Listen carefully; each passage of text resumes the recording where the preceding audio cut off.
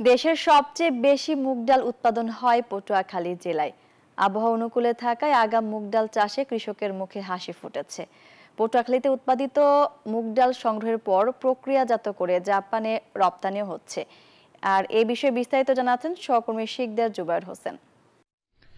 দেশের সবচেয়ে বেশি মুগ ডাল উৎপাদন হয় পটুয়াখালী জেলায়। আর এ জেলায় এবছর মুগ ডাল উৎপাদন হয়েছে প্রায় ৮৮,০০০ হেক্টর জমিতে।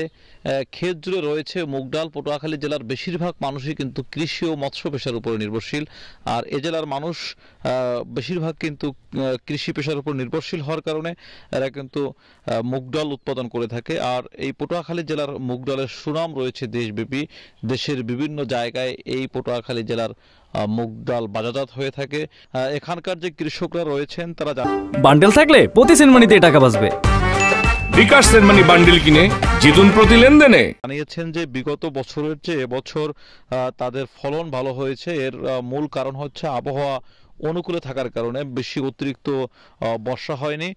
তবে কৃষকরা জানিয়েছেন যে হালকা একটু বৃষ্টি হয়ে পরে আরো বেশি ফলন হবে, এমনটাই প্রত্যাশা করছেন পটুয়াখালীর কৃষকরা। তবে কৃষকদের আশা রয়েছে, প্রত্যাশা রয়েছে যে শেষ দিকে হলেও একটু বৃষ্টি হবে এবং বৃষ্টি হলে পরে এই ফলন আরো ভালো হবে। প্রতি বছরই কিন্তু এখানকার কৃষকরা মুগ ডাল উৎপাদন করে থাকে। দুই ধরনের মুগ ডাল এখানে উৎপাদন হয়। ছোট আকারের মুগ ডালটা, এটার দাম একটু বেশি থাকে, এবং বড় দানার মুগ ডাল, দুই প্রকারের মুগ ডাল পটুয়াখালীতে উৎপাদন হয়ে থাকে। দুটো ডালেরই কিন্তু দেশে বিদেশে ভালো চাহিদা রয়েছে এবং বিগত বছরের চেয়ে বছরে পটুয়াখালীতে মুগ ডালের উৎপাদন ভালো রয়েছে। শিকদার জুবায়ের হোসেন, নিউজ 24, পটুয়াখালী।